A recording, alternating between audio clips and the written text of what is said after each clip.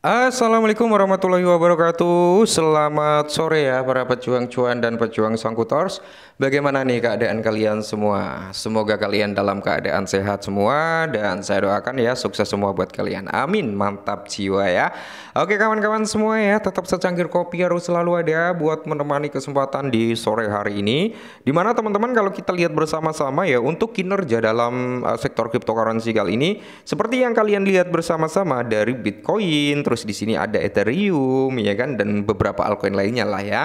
Bitcoin ini masih bermain-main lah ya, dia di area 80 ribuan teman-teman ya. Tepatnya hari ini itu berada penurunan sekitar 0,47%. Nah, kita lihat dari segi market cap juga mengalami penurunan ya sekitar 0,1%. Indeksnya altcoin teman-teman dari 14 ke 16 ada kenaikan sebesar 2 poin. Sedangkan Fair and Greed Index dari 24 ke 27 ada peningkatan sekitar 3 poin. Terus kalau kita lihat beberapa altcoin memang udah ada sedikit recover seperti XRP sekitar 2,50%, Solana 2%, Dogecoin 2% ya, dan sisanya ini teman-teman ya kebanyakan merah merona-rona alias meronta-ronta. Nah, kesempatan kali ini teman-teman ya seperti Pi Network juga sedang mengalami recover sekitar 4,94%. Semoga saja Pi ini segera kembali menunjukkan perform yang bagus gitu teman-teman ya. Harganya bisa kembali lagi di atas $1. Dan kali ini sesuai dengan requestan teman-teman semua, ya mungkin cepat atau lambat hal itu juga bisa terjadi. Oke, kita langsung gaskan.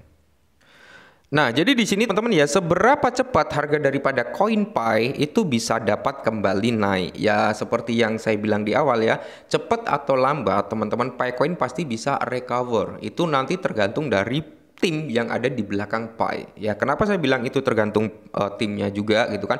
Meskipun kita para komunitas Pi ya, komunitas Pi Network itu mendukung penuh ya progres ya, memberikan suara yang positif dalam sosial media dan sebagainya. Kalau timnya itu enggak sejalur dengan komunitasnya, ya sama aja kita juga enggak akan bisa melihat kinerja kenaikan. Tapi kalau dengan dukungan komunitas, developernya atau tim di belakang Pi itu berkontribusi, oh suara komunitas menginginkan seperti ini, kita usahakan coba membawa opini tersebut gitu kan. Nah, kemungkinan itu bisa cepat untuk recover. Nah, Pi Network itu kan berada di kisaran area 0,5 something menghadapi resisten pada area 69. Sementara tantangan pasar yang lebih luas itu mengaruhi potensi pemulihan. Oke ya. Harga koin Pi sendiri mengalami tren penurunan mencapai titik terendah bulanan baru di area 0,5. Pada tanggal 4 April kemarin turun sekitar 69%. Hal ini melanjutkan penurunan tajam untuk harga Pi dari puncaknya yaitu di bulan Maret yang memicu kekhawatiran di kalangan investornya. Oke. Jelas teman-teman ya, saya sejak awal udah menjelaskan buat kalian semua, saya nggak pernah ikut menambang Pi, tapi saya ikut beli saat dia listing gitu kan. Nah, kenapa saya beli? Satu, komunitasnya yang cukup kuat ya, walaupun saya nggak berharap ya, karena banyak yang berharap harga Pi itu di ratusan ribu dolar. Tapi ya sekali lagi saya dulu sempat menjelaskan buat kalian semua, kalau Pen Network itu ingin harganya di area di atas 100 ribu dolar gitu kan, ya intinya di atasnya Bitcoin gitu kan, para komunitasnya kan berharap seperti itu. Nah, itu dia harus mengalahkan dari range-nya Bitcoin, market cap-nya mau berapa, ya itu cukup tinggi teman-teman market cap-nya ya kan. Bahkan market cap dari sektor kripto aja nggak mencukupi teman-teman untuk membawa persentase Pi Network itu ke area 100 ribu US dollar. Kenapa saya bilang nggak mencukupi? Satu, supply daripada Pi itu cukup tinggi teman-teman ya. Total supply-nya itu di area 100 billion. Oke. Terus untuk circulating supply-nya di area 6,7 sekian billion. Jadi market cap-nya harus gede. Jadi rasionalnya berapa? Mungkin di area 5 sampai 10 dolar itu udah mantap jiwa gitu teman-teman ya. Ya semoga saja dalam waktu dekat harga Pi coin bisa segera recover. Nah, akankah harga Picoin itu kembali naik? Pertanyaannya kan seperti itu para pemegang Picoin.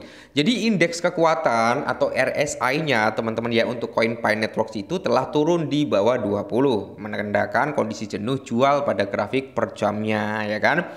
Jadi ketika RSI jatuh ke wilayah ini, kenaikan harga jangka pendek dapat terjadi. Tren historis di pasar menunjukkan bahwa kondisi jenuh jual seperti itu seringkali menyebabkan pemulihan sementara. Semoga saja ya Ya, kalau kita ingin Picoin ini bisa recover, teman-teman, ada beberapa faktor seperti yang saya sebutkan sebelum-sebelumnya.